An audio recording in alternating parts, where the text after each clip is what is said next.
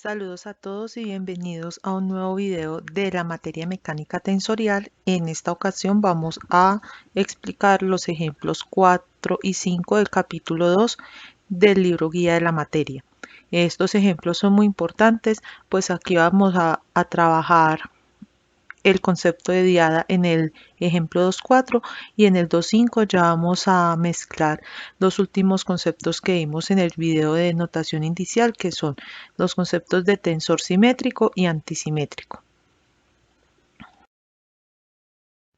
Entonces lo primero que vamos a ver es la parte del ejemplo 2.4. La vamos a resolver en dos partes. En la primera parte vamos a resolver el enunciado A, que son los productos punto en forma horizontal de diadas, un producto, doble producto punto de las diadas en forma horizontal. Y en la segunda parte vamos a resolver el doble producto punto de esas dos diadas, pero de manera vertical. Entonces lo que nos dice es que expandamos esos productos, es decir, que los expresemos en convención suma y que los comparemos. Entonces vamos a proceder primero a resolver el inciso A, que lo vemos en el lado izquierdo. Entonces, como podemos ver en las expresiones del lado izquierdo, ahí tenemos resuelto el inciso A. Entonces vamos a proceder a analizar ese inciso. Entonces, lo primero que hacemos es escribir la equivalencia que nos dan en el ejemplo, en el enunciado del ejemplo, que es que ese producto punto, ese doble producto punto de forma horizontal, digámoslo así, es igual a esto, ¿cierto? Es igual a B.W por W.S, por el U.S, perdón. Entonces, acto seguido, procedemos a expandir todo eso, todos esos vectores que tenemos en convención suma. Entonces, cuando expandimos en convención suma, lo que hacemos es asignarle un vector unitario a cada componente, porque en este caso estamos trabajando con vectores, entonces se les asigna un vector. Entonces, en el caso de B tenemos BI e I, en el caso de W, WJ e J, en U tenemos UP, EP, y en S tenemos SQ y EQ. Entonces, como vemos en pantalla y como hemos visto en otras clases, el producto punto afecta a los vectores que están unidos inmediatamente a ese operador. Entonces lo que hacemos es separar las componentes y dejar las expresiones que nosotros conocemos. Entonces, tenemos que para el primer producto punto, que está compuesto por B y W, entonces quedaría las componentes BI y WJ, y el producto punto que se encuentra escrito por los vectores EI.EJ. Y lo mismo hacemos para el producto punto U.S. Entonces cogemos a U.P, al UP, U sub el S sub Q, y separamos los vectores y los agrupamos de tal manera que nos quede la operación que nosotros conocemos, que es EP.EQ. Entonces nosotros ya conocemos esa operación entre vectores unitarios. Nosotros sabemos que el producto punto entre vectores unitarios nos da el delta de Kronecker. Y el delta de Kronecker asume los subíndices de los vectores que se están operando bajo ese operador. Entonces, en el siguiente paso lo que hacemos es WJ y BI, y al lado nos queda el producto punto que se convierte en un delta de Kronecker. Entonces tenemos que el delta de Kronecker asume a I y a J.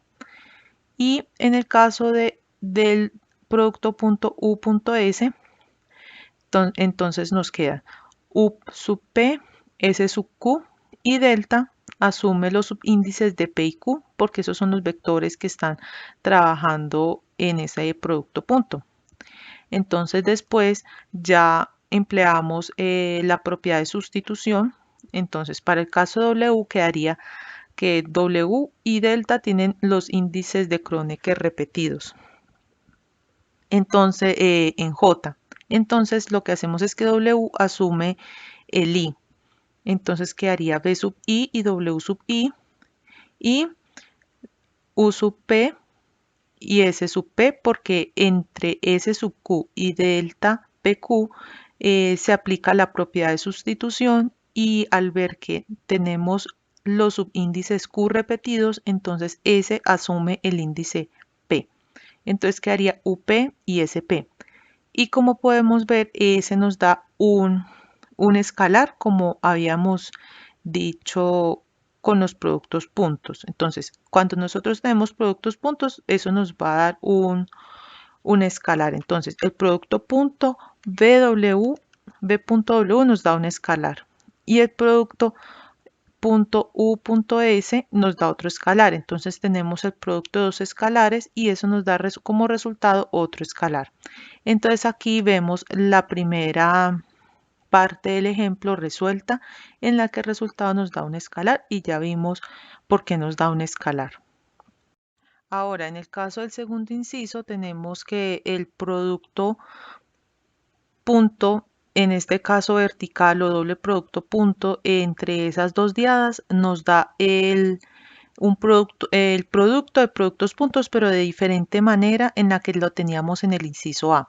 Entonces, el resultado de esa operación nos da que U.W por V.S. De la misma manera que vimos en el caso anterior, vemos que U.W nos da un escalar y V.S nos da otro escalar. Entonces tenemos el producto de dos escalares. Entonces el resultado nos va a dar un escalar. Entonces vamos a demostrar que eso nos da un escalar. Vamos a expandir todo eso en convención suma.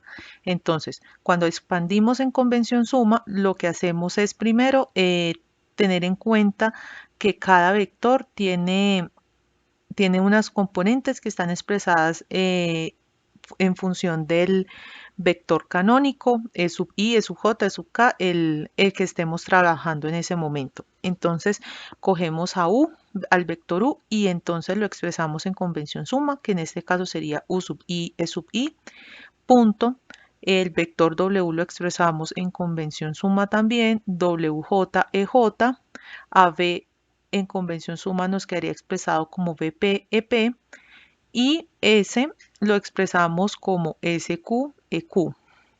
Entonces procedemos de la misma manera en que procedimos en el caso anterior. Entonces agrupamos las componentes y dejamos eso en operaciones conocidas. En este caso, nuestra primera operación conocida es E sub I punto EJ, y agrupamos sus componentes WI, UI, WJ. Y el mismo procedimiento lo hacemos con el producto punto hecho por V.S. Entonces cogemos a VP y a SQ y lo colocamos de primero en la expresión, pues de primer término en esa expresión de producto punto, y acto seguido colocamos a E sub P punto E sub Q. Entonces, nosotros ya sabemos que E sub I y E sub J nos generan el delta de Kronecker, y ese delta de Kronecker asume los subíndices de los vectores canónicos que estamos trabajando en ese caso. En este caso, por ejemplo, estamos trabajando a E sub I, E sub J. Entonces, delta asume los subíndices I y J. Y lo mismo pasa con el segundo producto punto. Entonces, tenemos a E punto a E sub P punto E sub Q. Entonces quedaría V sub P SQ y el delta que asumiría los subíndices de PQ. Ahora, en este caso nosotros podemos simplificar esta expresión empleando la convención suma. Entonces, empleando la propiedad de sustitución en el caso de WJ y delta IJ, vemos que el J está repetido. Entonces, el W asume el subíndice no repetido, que en este caso sería I. Entonces quedaría U sub I, W sub I. Y en el segundo producto vemos que S sub Q y delta PQ tienen repetidos los subíndices Q. Entonces en este caso el el valor de S asume el subíndice no repetido, que en este caso sería P. Entonces quedaría B sub P, S sub P. Y como podemos ver ahí, ese es el producto de dos escalares. Entonces este resultado también da un escalar. Pero como podemos ver, las dos expresiones tienen un resultado final diferente. Eso quiere decir que la forma de operarse esos productos puntos son diferentes y por lo tanto esos productos que tenemos tanto en el horizontal como en el vertical, en este caso no son equivalentes. Y por último vamos a ver el ejemplo 2.5 del libro de mecánica tensorial que estamos manejando. Entonces, en el ejemplo nos dice que mostremos que el producto interno de los tensores SIJ y AIJ de un tensor simétrico SIJ igual a SJI y de un tensor antisimétrico es 0. Entonces, vamos a proceder a resolverlo. Entonces, tenemos primero nuestro producto interno, que lo podemos expresar de ese modo. Entonces, sabemos que nuestro tensor S y J es un tensor simétrico. Entonces el siguiente paso que hacemos es reemplazar este SIJ por este SJI que nos da el enunciado, porque nos dice que es un tensor simétrico. Recordemos que en el tensor simétrico, si los tensores son iguales, independiente de que los subíndices se intercambien. Ese es un tensor simétrico. Entonces reemplazamos el valor de SIJ en la expresión y nos quedaría SJI por AIJ. Ahora, recordemos que en el caso del tensor A tenemos un tensor antisimétrico. Entonces, reemplazamos este valor de AIJ por menos AJI que nos da en el enunciado. Entonces, tenemos que la anterior expresión es igual a menos SIJ a AJI. Entonces, ahora podemos cambiar esos subíndices por otras letras. Entonces, esto es igual a menos S, MN y a MN. Pero entonces nosotros decimos que estos valores de J y M, de M y N también pueden tomar los valores de IJ. Entonces lo que hacemos es menos SIJ y AIJ. Esto solamente funciona en este caso. No es mandatorio que funcione en otros casos, solo en este caso funciona por la asignación que hacemos de subíndices. Entonces tenemos que esto es lo mismo que menos SIJ a IJ, porque hacemos otra asignación de subíndices, cambiamos a MN por IJ. Entonces nosotros aquí ya tenemos una igualdad que podemos expresar con respecto a la inicial. Entonces con la inicial teníamos que SIJ a IJ es igual a la última, que es menos SIJ a IJ. Entonces lo que hacemos es pasar ese menos a sumar y entonces nos quedaría SIJ a IJ más 2 veces SIJ a IJ que es igual a 0. Entonces en ese caso sumamos esos dos productos internos que tenemos ahí, nos quedaría 2 SIJ a IJ que es igual a 0.